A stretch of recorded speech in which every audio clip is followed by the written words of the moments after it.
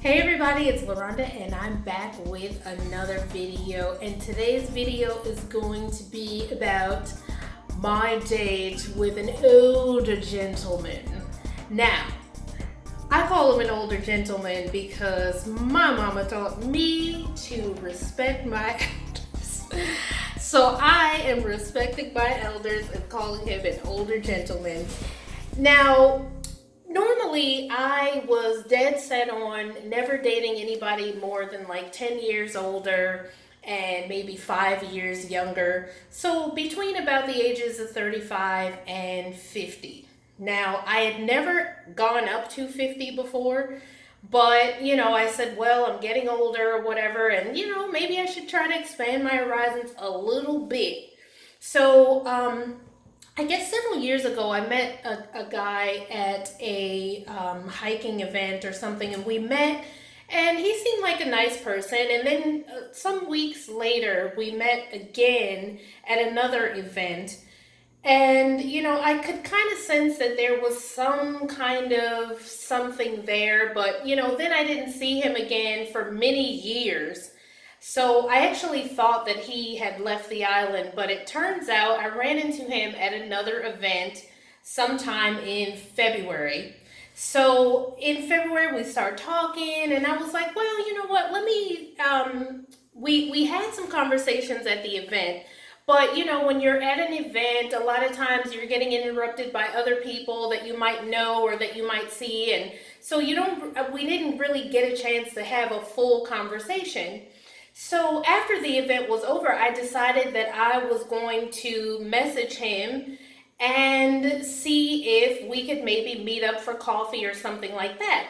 Now, I kind of was thinking more along the lines was like we would meet up for coffee and kind of see, just talk business or things or about the island or whatever. Like, I didn't really have in mind that it was going to be a date. So I messaged him and he said, I'm busy doing something else, but sure, we can get together. But so after he said, sure, I was doing something else though, I kind of was like, okay, cool. Well, then we will see each other when we can, figure out a date. So I would say probably maybe couple hours later, he messages me and says that he's free now and would like to get together later in the evening. So I'm like, all right, cool. So that was our first date. We decided to get together. He was like, well, let me come and pick you up and all that. So I'm like, okay, cool. Let me backtrack a little bit. So the guy is about 16, 17 years older than me. So much more than my normal, much over my 50, high range of 50. So anyway, he decides that he wants to come pick me up. So I give him my address and everything, and he actually comes and picks me up on time, and we go out to dinner. Now, I had told him, since I had asked that, it was going to be my treat or whatever. So, since he came to pick me up, we went to a place that's near where I live, and it didn't end up being a coffee shop because we don't really have a lot of coffee shops and stuff around here. I don't live in the city, so it's a little bit different. So we ended up going to this restaurant and we sat and talked and stuff. And he was doing a lot of the talking. So like sometimes I would start talking and he would, maybe talk over me or change the subject to something else. And he was just going on and on and on. And, at first I was like, well, this is interesting. Like, he likes to talk or whatever. But I guess in the beginning, I just sort of chalked it up to maybe he was nervous, or maybe he was just trying to get out a lot of things, or maybe he just doesn't have a lot of people that sit and listen to him. I didn't really know what it was. So, but as the night went on, I wasn't sure how I really felt about things, because I know that me personally, I like to have a man that not only talks, but also asks questions and listens to the answers. So I was kind of on the fence about how the date went. And so at the end of the night, I did not go in for any kisses or anything like that, because I guess for me, it takes a certain amount of the attraction has to build up through not only just physical, but like also the conversation piece of things. And so there was a few things for me, the conversation wise, it was a little bit missing. Like it was okay, but it wasn't exactly what I wanted or what I had hoped for or whatever. So anyway, he dropped me back off at home, and he even mentioned about the fact that he was doing a lot of talking. And so he said, he messaged me later after he got home or whatever and said that he would like to go out again, and next time maybe even he would let me do some of the talking. So I was like, okay, I would be willing and open to going out on a second date because, he realizes the fact that he did a lot of talking and didn't let me get much of a word in edgewise. So that's a good sign. He's self-aware and whatever. So I'm like, okay, cool. So a couple weeks pass by and we decide to get together again for a second date. Now, the second date, we had been talking back and forth during those 2 weeks and trying to decide what we were going to do because my birthday was coming up and he wanted to take me somewhere for my birthday. So we were trying to figure out all these options, and I would say yes to something and then he would throw something else in the mix, and then I would say, okay, well, let's do that then, and he would throw a bunch of other options in the mix, and I was like, oh my God, it got so overwhelming. So I'm like, okay, well, we already made a decision, so let's just go with that. So finally the day comes, he comes again to pick me up from my house, and we drive over to the south of the island, and so he picks me up at like 6 o'clock in the morning. We drive from my house to the southern tip of the island, and it's about a 2-hour drive. And really, we were talking the whole way. It was much better than the first date. There was a lot of back and forth. So that was allowing me to get a little bit more comfortable with him, because I could see that he was actually talking and listening, so that helped a lot. And that really helps me to open up when I feel like someone's listening to me and wanting to hear what I have to say. So the whole way there, we talked. We get there, we rent a boat, like a little motorboat or whatever you want to call it, and we go around. You can island hop to some of the island formations at the south of the island. So we go there, get in the boat, and start, exploring the other little islands. And a lot of the other islands, there was no one there. Because we were very early in the morning getting there, so there were no people on these other little islands. And we had a lot of time to kind of just talk and interact and everything. And we did, and sort of got much more comfortable with each other and just talking and stuff like that. And then we sort of got off the boat and went to this other island and sat down, and we're just talking and looking at seashells and walking around exploring the island and stuff. And so after we explored, we sat down on the sand and we're just kind of talking. And it was nice. Like I was kind of at that point, like I was enjoying his company and feeling a lot more comfortable, and he kind of made a move. And so we eventually kind of end up kissing and stuff like that, and it was cool. Like, I mean, it was it was nice. And so then we moved on to a different island, and he kind of challenged me to be topless on this island, which is something that I had been wanting to do before. Like, I remember when I went to St. Martin, I wanted to go to one of those topless beaches, but I was there with my son, and I didn't want it to be like an inappropriate type of situation, so I didn't do it then. But it's always been one of those things on my bucket list to do. So I was like, you know what, this may be my only chance, so like I'm gonna live today like it's my last and do something that I've always wanted to do. So I did it, walked around free and with my top off, and I had a great time. Like, it was allowing myself to get out of my comfort zone and do something that I wouldn't normally do. So then I ended up at some point losing one of my earrings, which I had since, many years, probably 4 or 5 years. And I really love these earrings so much, and I lost one. And so I asked him if we could go back to the spot, because the water was really still, back to the spot where I thought maybe I had lost it, and I did. And we went back, and I ended up losing the other one in the water. And he was very patient. He jumped out of the boat to get my earring, and he didn't find it, but it meant that I then had to drive the boat back to get him, which ended up being like a 20-minute thing because I did not know how to drive the boat. So I'm like riding around in circles and spinning around in the water trying to get back to him so he could get back in the boat. That took forever. Finally, I did it.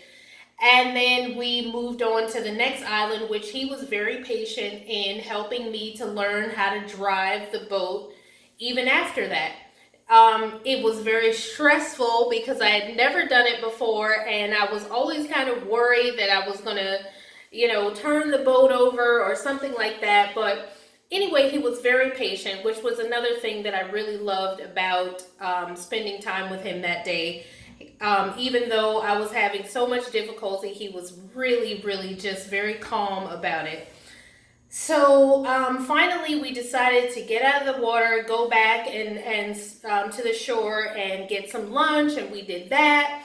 And then after that, while we were sitting there eating lunch, we were talking about going to the Bioluminescent Bay.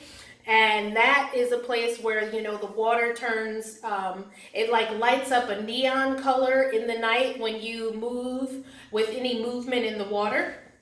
So we decided to do that. So we got on this other boat, and this boat took us to this very dark spot with, a few other tourists, to this very dark spot in the mangroves. And we got in the water, and it was like this sort of magical thing and whatever. It was really nice. It was really, really, really nice. And then after that, we left there and drove back to where I live. He drove me back home and everything. And we had a really nice day. So that, he picked me up at 6 o'clock in the morning, and I think we got home at midnight, like the next morning or something like that. And so it was really, really a very long day. A lot of time was spent together, talking, getting to know each other, whatever. And I really felt comfortable with him.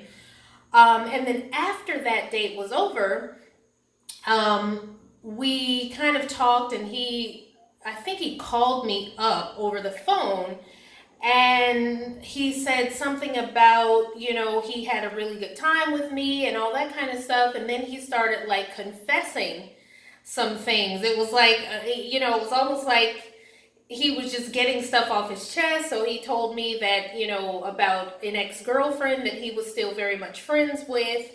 And he told me about this other lady in another country that he was, close with, and she was kind of helping him with some business things, and that she was coming to see him in a few weeks or sometime the next month. And also about some other lady that he was seeing here on the island besides me. And so I asked him, thinking first about the lady in the other country that he was dealing with and how she was coming here to see him, because I know, me personally, I've had people to come to the island that I've met to see me, and I know how these things go. Like, people don't just get on planes to see you with the expectation of just kind of like hanging out. Especially if you've already been to their city and you kind of know them and all that kind of stuff, or there's been a lot of conversation before that decision was made. So I asked him, I'm like, well, are you sleeping? Are you having sex with the woman that you know in the other country? And he said yes. And he also told me that they had been seeing each other, or he had known her for about a year. So, of course, I'm like sort of pumping my brakes a little bit, because I'm like, well, wait a minute. He's got kind of, for me, that feels more like a girlfriend type situation, even though they're, on different continents or whatever. But once you kind of throw into the mix going back and forth to see each other and stuff, because the reason why there was 2 weeks between our first date and our second date was because he had to go to that other country for business, is what he told me, which is probably true.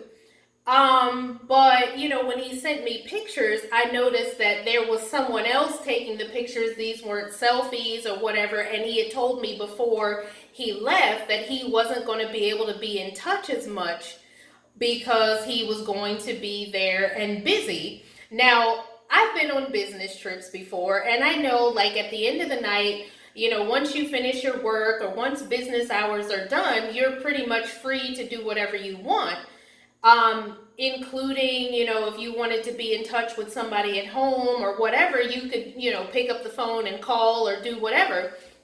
So, I mean, I didn't think too much of it at first, but now, after all this and the confessions started rolling out, I was like, oh, now it all makes sense why he wouldn't be in touch for that week that he was in the other country, because he was probably also not only going to be doing the business stuff, but hanging out with this other lady that he has the friendship, relationship, whatever it is with.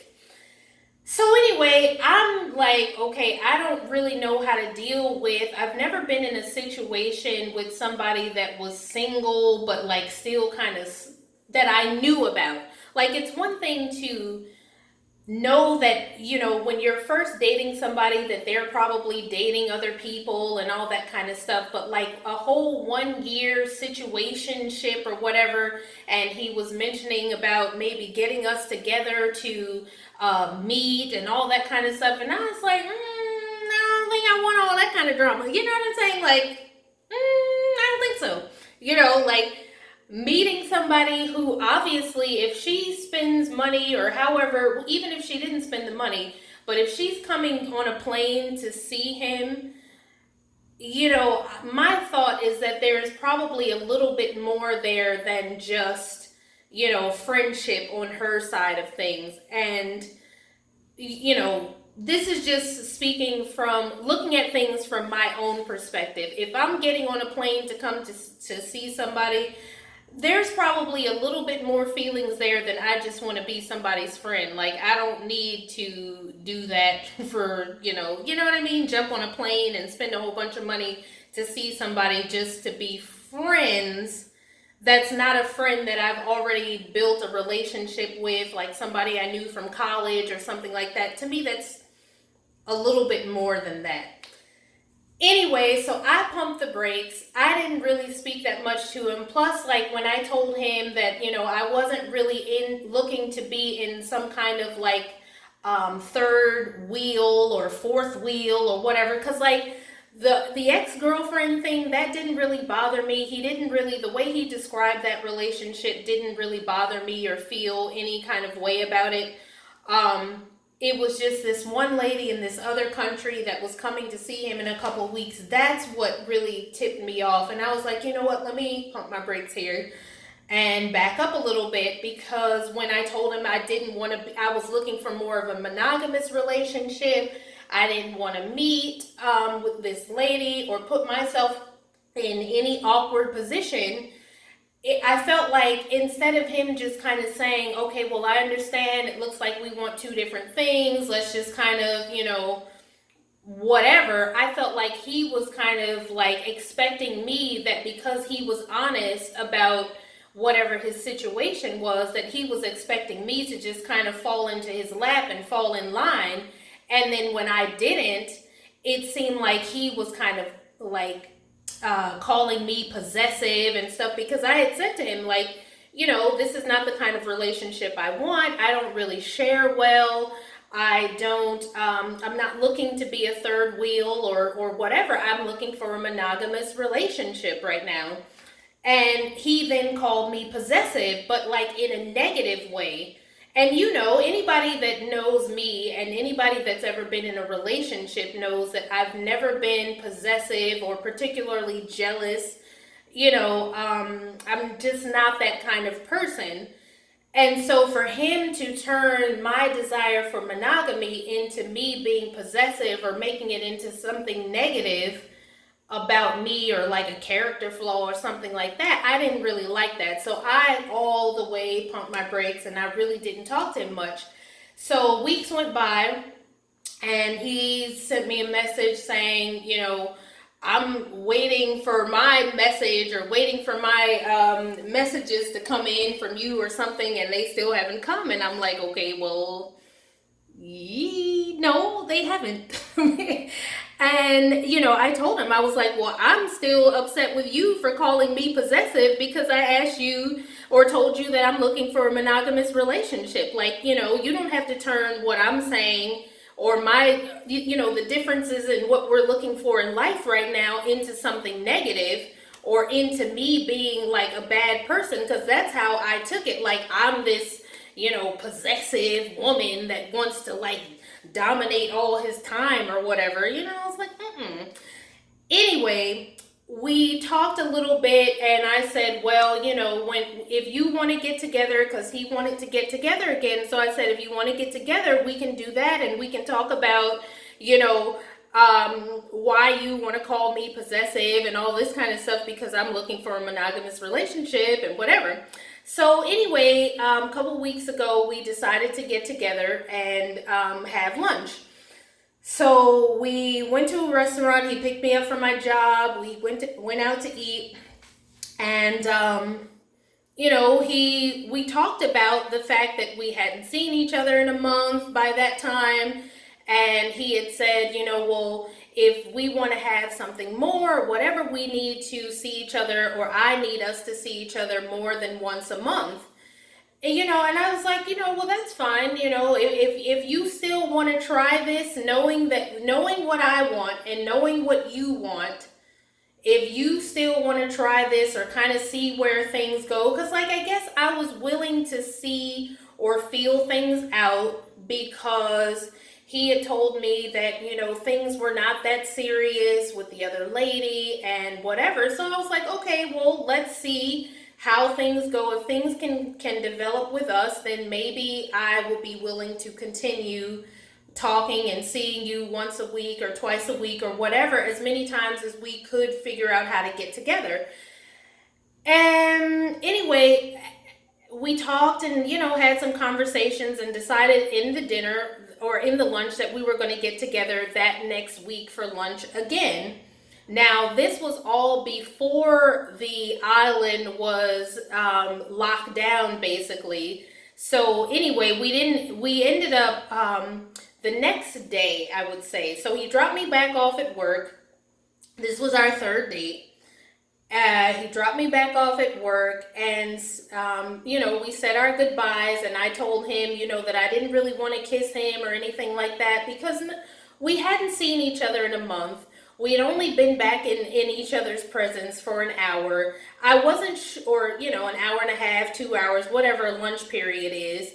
And I didn't feel like I needed to rush back into what we had started before, because during the lunch, I told him, well, I can't get together this weekend because I was doing an event, but I could get together the weekend after, which would have been last weekend, right?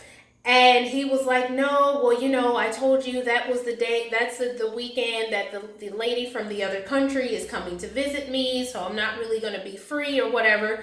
And of course, this kind of puts like a little bit of a thing on me also, because it's like, okay, here I am wanting to get together with him, but he has plans with another woman. And whereas I'm thankful that he's honest and open with me about it, it still doesn't necessarily put me in the headspace of wanting to get closer to him. It makes me put my wall up a little bit, because I'm like, I don't know where this is going.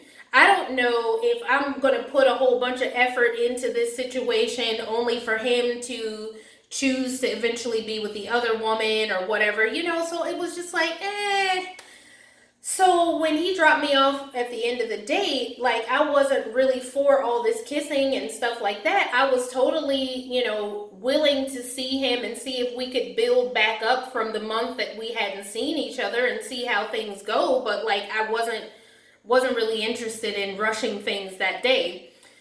So the next morning, I wake up to a text from him telling me that I'm an amazing person and whatever, and that we had a connection on our second date on the boat and all that kind of stuff, but he feels like that something was lost and that maybe we should move on and move on from seeing each other or whatever, and he wished me luck or whatever. Like, I can't remember his exact words, but that was more or less in a nutshell him kind of ending the relationship. I'm guessing because I didn't like kiss him and fall putty into his hands. Plus, like, I'm like, the coronavirus is going around. Like, I haven't seen you in a month. I don't know where you've been, what you've been doing. So I'm, of course, on top of that, being a little bit cautious because, like, the beginning of social distancing was starting. We hadn't been locked down or anything, and I was still going to the office.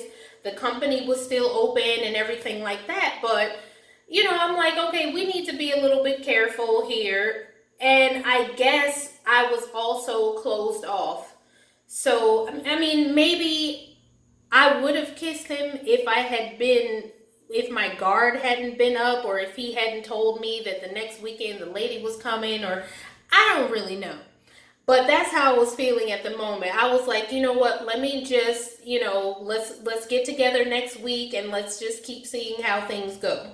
So when I got the message the next morning, I was like, cool, like, thanks for letting me know, whatever. And then we ended up having this like back and forth text argument about, how I felt. And I think I probably went back into, he told me it was a double standard because everybody has a past and this, that, and the third. And I was making that a double standard or whatever when it comes to him. And I'm like, well, dude, your past is actually very much your present and future. If you still have a full-fledged, like, long-distance relationship type situation going on, it's not just your past, especially if she's coming next weekend to see you. That's not in the past. And I was trying to say, like, look, I have a relationship with my son's father to the extent that we are talking back and forth about my son. He doesn't come here to be with me. I don't have sexual relationships with him or anything like that. We talk related to my son. He is my love or feelings or whatever I used to have for him are fully in the past. He's not coming here to see me or to, like, when I go there, we don't sleep in the same bed or any of that stuff. All of my exes are exes.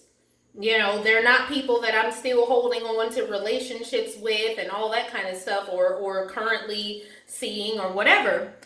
But he couldn't understand it. We were having this back and forth, and so it was just like, he said, let's just end this. It's not productive or whatever. And I was like, yeah, you're right.